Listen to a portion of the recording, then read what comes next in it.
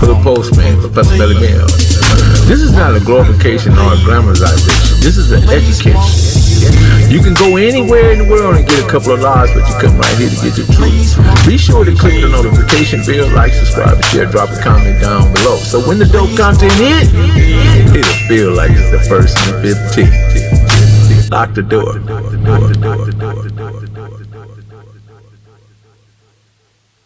Hood Postman, Professor Melly. Who I'm here with today? Snake from Compton.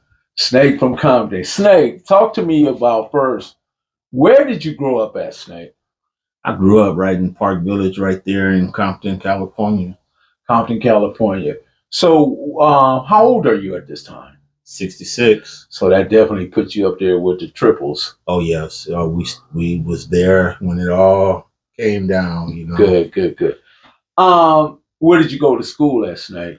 We went to Park Village Elementary School. From there, Davis Junior High School, and then from there, Compton High. Compton High, man. Tar Babe City, Blue yes. City, man. Oh yes. I noticed you got on your light blue, your powder blue, and everything. Oh yeah, you represent. You know, that's how it is, man. Yeah, right.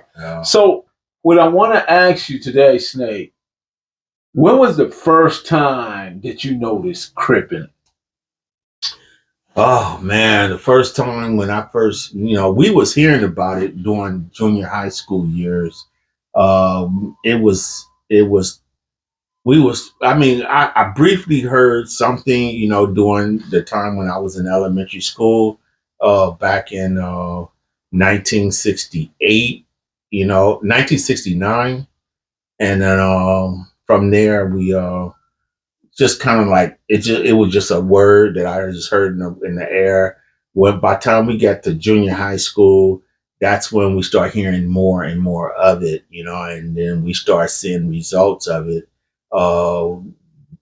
doing junior high, actually, because they were standing outside, like, they called themselves the Bloods. They stood outside of Davis Junior High School, tapping pockets after school, whatever, but at that time we didn't know nothing about gangs, so we were just regular. So when you mean they were calling themselves Pyrus, because I don't think they were saying blood at the time. No, they wouldn't. We just knew that they was from that side. Okay, got it. But there was no other sides that we knew of until I got into high school. That's when we start hearing about the Crips. Okay, so when you got to high school, what was the first thing you saw? Because you saw quite a few things that actually that caught your attention. And what was the one thing that you saw? And I believe it had to do with Mac Thomas. Oh yeah, it was like, I couldn't help but to notice it. You know what I'm saying? Because one moment you just chilling, you're just doing what you do, and then the next moment you see something that caught your eye, that really caught my eye, because I never seen nothing like it before. And it was Mac Thomas, the leader of the Compton Crips. He was accompanied by probably maybe 13, maybe 14, 15 other Crips. And they was right there on campus, right there at Compton High. Well, I was standing right off of Oleander Street, which is the street that runs through Compton High. Is that right? Mm-hmm. And then right at the football stadium, on that sidewalk right there, and then there was the cafeteria across the street. And right across from the cafeteria was the science lab. And they was right there in that grass area right there, standing like soldiers. I didn't even know what it was. All I saw was, a group of guys that really looked at like they was military kind of, like they was trained. In what sense? What was their posture, or was it that gave you that sense that they were military? Because Mac was the only one that was moving around.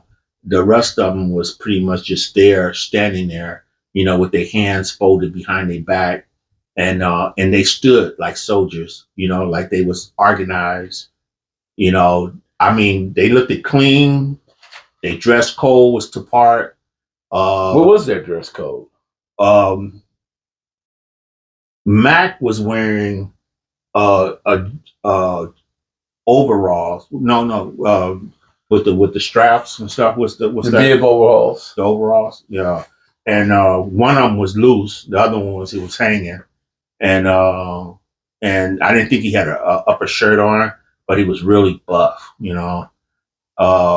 The rest of them was probably like, you know, khakis, uh, 501 jeans, you know, Stacy Adams, biscuits, you know, they was wearing the leather coats, and they just didn't look like nothing to be played with. I mean, these brothers, they looked it like they was focused. You know, they wasn't just, you know, some dummies or like some crackheads or, you know, drug addicts or anything. Like, they didn't look like they used any drugs at all.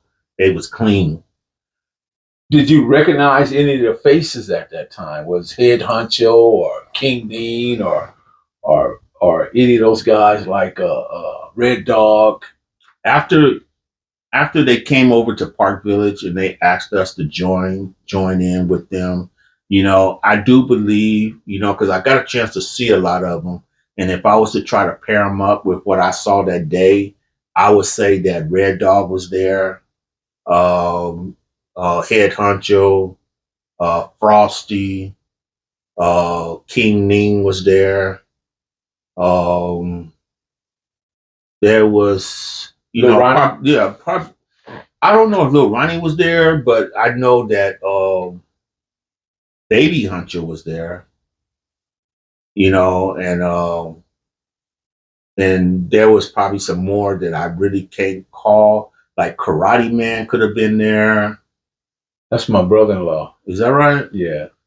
Oh man, and it was a number of guys there. It was probably about a good 15. If I was to just randomly count, because I didn't count them just like 1, 2, 3, you know, like that. But if I was just kind of picturing in my mind, you know, I would say it was probably about 15. Seeing these guys, what was the thoughts going through your mind as was because there's two circles. There's a circle of concern and there's a circle of influence. What was your mind space at that time? I was more curious of what's going on, you know, because I knew that whatever was going on, it was something that was about to happen. I knew that. I was able to sense it. You could see it. Things were never going to be the same. Oh man, you know, when that bell rung, it was probably about like 2:55, maybe 2:50 when I first started watching them, and then probably about 5 minutes later, it was like 2:55.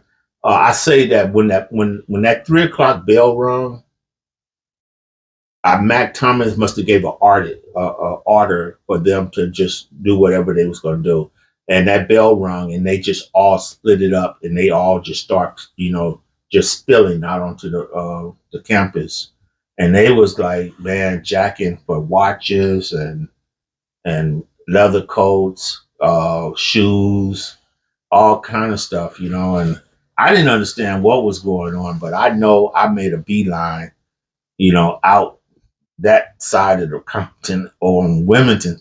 Well, no, on the Alondra side, because I knew that this wasn't gonna be a happy ending, because you're gonna have to do whatever they say, or you just gonna have to just get rat packed or something like that. You know what I'm saying? So just left that alone. So would it be more or less to say that either you were going to be a part of this or you was going to be in the opposition of what you were seeing, witnessing that day? Well, actually, I didn't really think about, you know, us becoming a part of that, you know, at that time. You know what I'm saying? It was more like we was there. It was a moment in time, you know, that we never seen before. And this was what, 71? This had to been like in 71. Yeah, about 71. And it was probably summer was just coming about. So school was about to let out for summer. And come following the following year, that's when, you know, it was just only months later. They came to us that summer. So school let it out. Summer is now. And that's when they came down and said, hey, we want y'all to join us, you know, and what was that like? Well, I know for, a number of us, we all had different opinions on how that went down like that. My opinion on, because I was there in Park Village when they came over to Park Village and told us that they want us to join them. We told them that, hey, we are, family here, what I'm saying, and we were just letting them know, because the only thing we did was we played football, basketball. We did a lot of athletic stuff. We all knew each other. We was like a family. What I'm saying, we don't know nothing about gangs at this point. What I'm saying, So when you say we, who is we? I'm talking about people that I grew up with, like all the homies in the neighborhood and shit. So We didn't even call each other homies. So that'd be like Tight Eyes, Rebo, Yeah. And before he was Tight Eyes, he was Danny, and and then Granado Baskin. He was like Grebo, and so that's who we knew each other as. We didn't have nicknames back then. Okay, Yeah. so you guys was going by your real name. We was going by our real name. We knew each other's parents. Back then, like if we got caught, it don't even have to be our parent that catches, but it'll be another parent that would take us to our parent and tell what happened and this and that, and then next thing you know, we on punishment, we had to stay in our room and stuff like that. This is stuff that would happen because, we back then the streets was more, like humble. I mean, we was listening like to dramatics and easily listening music. Love was in the air. What I'm saying, everybody had crushes on the girls. And what was the parties like?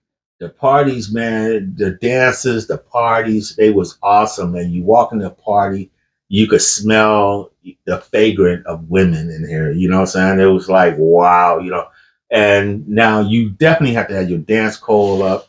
You got to be rocking the gear that was out at that time. You have to, really have your little stuff together. What I'm saying? So you can be, the way. How did the Crips add to the party scene? Did that just make things more intense, or did it did because like when once we identified ourselves with what we was about the create of ourselves, then things got a little bit more comfortable being around people that you once kind of feared, but now you don't fear them no more. What I'm saying? Because a brotherhood was taking place. And you felt secure. And I think that's a lot with a lot of us. What I'm saying? It's just like once you feel that security, where man, you mess with me, you're gonna have to mess with all of these niggas here. What I'm saying?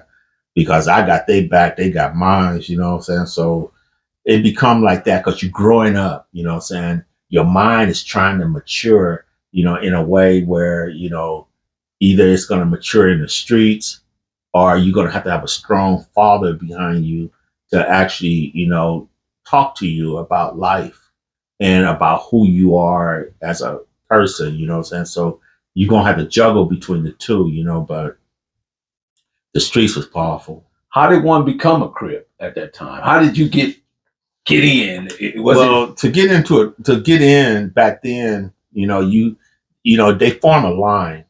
It's like a Soul Train line, and you got to walk down that line. And as you walking down that line, bam, bam, bam, and you getting hit, hard by some of the hardest brothers. But you got to hold that win. You can't let no one knock you out. You know what I'm saying? And you make it to the other end, you in. Just like that. Yeah. You in just like that. That was our initiation right there. And where did that take place? I believe in Victory Park. It happened. Yeah, Victory Park used to be the name before they changed it to Park Village. Mm-hmm. It was Victory Park. There was white folks still living in there back then because we are like started off in the '60s in there. So yeah. And then adjacent from you guys were Boot Hill.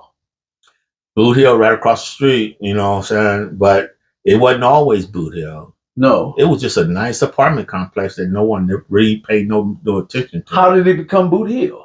I don't know. There was a lot of stories, about some things, where someone threw a boot up on the wire or something like that. Maybe if I remember correctly or something, but somehow it became Boot Hill. I remember Boot Hill Reggie. Yeah, he was like a rooster. Like every morning, he'd yell, "Boot Hill, motherfucker!" I mean, that was like our alarm clock. And he have his silver satin or his diamond red, or he might have a 8-ball. I'm saying, some old English. And it's early. People ain't even up out of bed yet. We ain't had breakfast yet. No bacon, no eggs, no nothing. He's out there with bitter dog. That's his breakfast. Lock the door.